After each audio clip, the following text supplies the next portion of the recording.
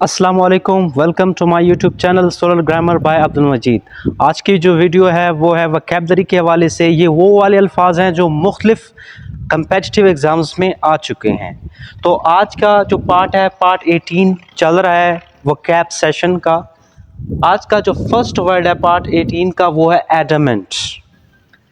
Adamant ये adjective है और इसके उर्दू मीनिंग बनेंगे ज़िद्दी या बेलचक। ज़िद्दी या बेलचक वो बंदा जो बिल्कुल ऐसे कटर, बिल्कुल किसी की ना मान रहा हो, उसको कहते हैं ज़िद्दी या बेलचक, जिसमें कोई लचक ना हो। एडमेंट एडजेक्टिव है। एडजेक्टिव क्यों है? क्योंकि ये किसी नाउन या प्रोनाउन के बारे में आपको इन्फॉर्मेशन देगा। एडजेक्टिव जो आपको नाउन या प्रोनाउन के बारे में इंफॉर्मेशन देगा वो एडजेक्टिव होगा। He became adamant on this point. He became, वो ही बना adamant, ज़िद्दी या बेलचक on this point, इस पॉइंट पर। अब आपको इन्फॉर्मेशन मिल गया कि वो क्या हुआ, ज़िद्दी हुआ या बेलचक नज़र आया इस पॉइंट पर, तो एडजेक्टिव है। तो फर्स्ट वर्ड एडमेंट, उसके मानी है ज़िद्दी या बेलचक, ये एडजेक्टिव है। एडजेक्टिव का भी मैंने आपको बताया। अब इसके सिनोनिम्स की बात करते हैं एडमेंट की। अनशेकेबल, अनशेकेबल यहाँ देखिएगा, अनशेकेबल। और उसके बाद स्टबन, इसके बाद जो वर्ड है, जो सिनोनिम है एडमेंट का, वो है स्टबन। स्टबन भी क्या होता है? ज़िद्दी या बेलचक। अनशेकेबल, जिसको शेक ना किया जाए, बिल्कुल ऐसे स्टिल हो, उसको कहते हैं ज़िद्दी या बेलचक। तो इसको अब मैं सेंटेंस में यूज़ करता हूँ। सेंटेंस में इसलिए यूज़ करता हूँ ताकि ये वर्ड आपके दिमाग में बैठ जाए। He became adamant on this point. He became adamant on this point. वो इस पॉइंट पर वो बेलचक हुआ या ज़िद्दी हुआ। ठीक है। उसके बाद सेकंड वर्ड है पार्ट 18 का, वो है 60th एडिप्ट। एडिप्ट जो है ये एडजेक्टिव है। एडिप्ट एडजेक्टिव है। ये पार्ट ऑफ स्पीच के हवाले से देखें तो क्या है, ये एडजेक्टिव है। अब एडिप्ट के उर्दू मीनिंग बनेंगे माहिर। माहिर एडिप्ट एडजेक्टिव है और इसकी उर्दू मीनिंग है माहिर। एडजेक्टिव क्यों है? क्योंकि कोई भी बंदा, आप कह सकते हैं कि वो मैथमेटिक्स में माहिर है, वो इंग्लिश में माहिर है, तो वो के बारे में आपको इन्फॉर्मेशन मिली, इसलिए ये एडजेक्टिव है। एडजेक्टिव आपको इन्फॉर्मेशन देता है नाउन या प्रोनाउन के हवाले से। एडिप्ट एडजेक्टिव है, माहिर इसकी उर्दू मीनिंग है। अब सिनोनिम्स की तरफ आते हैं। स्किलफुल, स्किलफुल भी माहिर के सेंस में होता है, माहिर मतलब होता है इसका, इसलिए सिनोनिम है स्किलफुल। एक्सपर्ट, और थर्ड जो सिनोनिम है वो है प्रोफिशेंट। प्रोफिशेंट जो है वो भी माहिर के सेंस में आता है। शी इज़ वेरी प्रोफिशेंट, अब सेंटेंस में यूज़ करता हूँ ताकि ये वर्ड आपके माइंड में बैठ जाए। She is very adept, she is very adept at dealing with the media. वो मीडिया से निपटने के लिए बड़ी माहिर है। उसके बाद थर्ड वर्ड है पार्ट 18 का 61 पे, वो है रेक्टिफाई। रेक्टिफाई, रेक्टिफाई वो वर्ब है। वर्ब क्यों है? क्योंकि इसके हम क्या बना सकते हैं, फॉर्म्स। क्योंकि इसकी हम फॉर्म्स बना सकते हैं। जिस वर्ड की फॉर्म्स बने वो वर्ब होता है। अब rectified, rectified, rectify, rectified, rectified ये वर्ब है। रेक्टिफाइड का मतलब होता है दुरुस्त करना, दुरुस्त करना। रेक्टिफाई दुरुस्त करना वर्ब है। अब इसके सिनोनिम्स की तरफ आते हैं।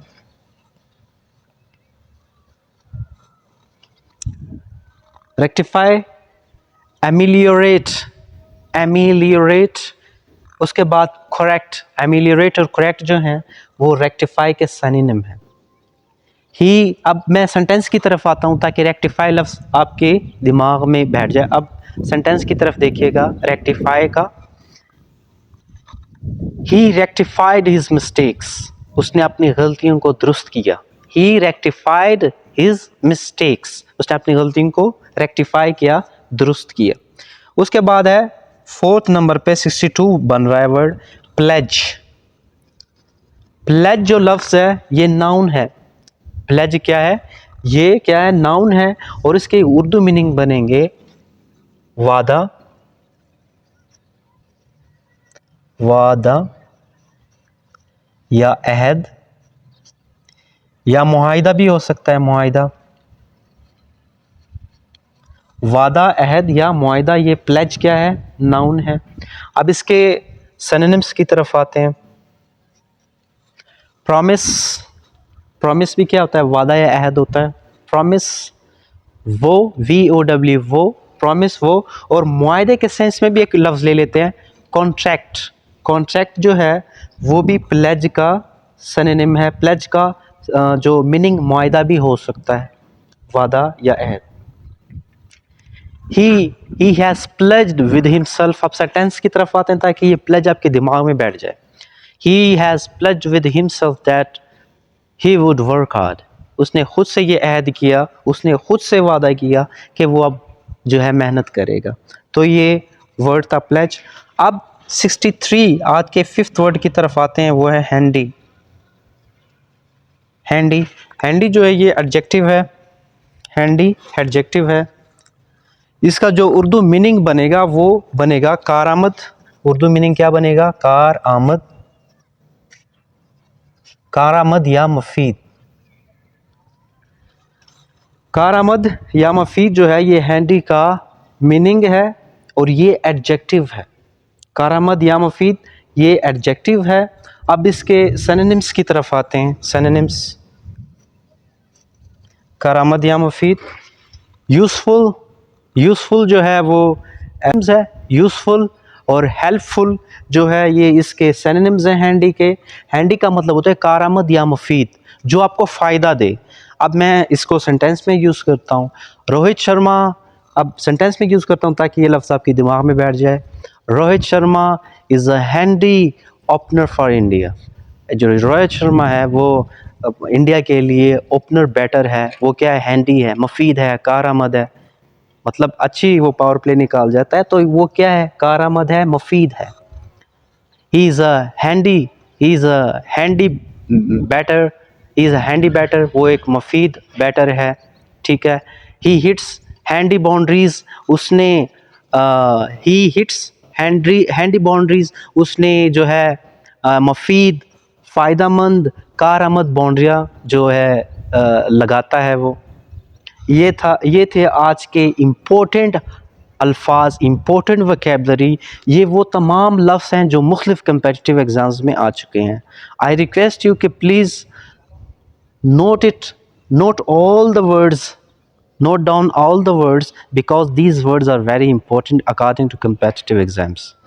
And at the end of the video, I request you to please subscribe my channel. I will record further videos about vocabulary. Be happy always. Thank you.